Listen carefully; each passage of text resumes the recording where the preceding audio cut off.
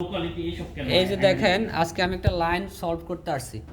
এই যে ইলেকট্রিশিয়ান, কত অভিজ্ঞ ইলেকট্রিশিয়ান, তারা কি করছে, এখানে কোনো কারেন্টের লাইন না টেনে এই আইপিএসের অনলি একটা আইপিএসের যাও 1.0 তার দিয়া আইপিএসের লাইনে করে রাখছে।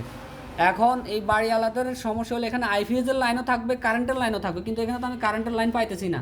তো তারা কি কাজটা করলো, এখন এই যে প্রত্যেকটা যেমন এই যে হলুদ তারটা আইপিএসের তারটা এখান থেকে এটা প্যারালাল করছে, এটা থেকে এই সুইচে প্যারালাল করছে, এই সুইচের থেকে এই সুইচে প্যারালাল করছে, আবার এখান থেকে প্যারালাল করে এই সেকেন্ড সুইচ বোর্ডে নিয়ে আসছে। দেখেন এখান থেকে আবার এটা প্যারালাল করছে। তো এখানে আমি পুরো বোর্ডটা খুলছি, খুলে দেখি এখানে কোনো কারেন্টের লাইন নাই। ওই আইপিএসের যে ডেলিভারি ওটা দিয়ে কারেন্ট করতে হবে অথবা ওইটা দিয়ে আইপিএসে করতে হবে। এখন তাদের সমস্যা হলো এখানে তারা এই যে ওয়াশিং মেশিন চালাবে, যেমন এই যে 5 পিন সকেটটা, এখন এই যে ওয়াশিং মেশিনটা চালাবে তারা, কিন্তু ওয়াশিং মেশিনটা এখন চালাতে পারতেছে না, কারণ আইপিএসে তো আর ওয়াশিং মেশিন চালানো সম্ভব না।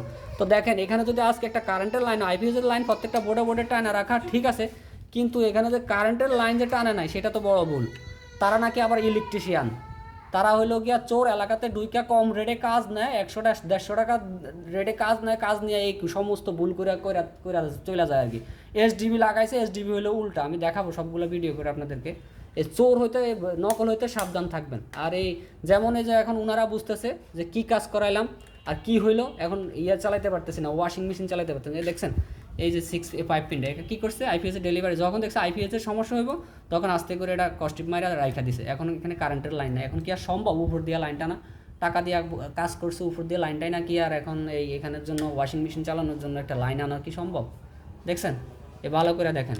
আবার তারগুলা দিছে কি 1.0 তার, 1.0 তার দিয়ে কি ওয়াশিং মেশিন চলে? ওয়াশিং মেশিন চালানো যাবে বলেন?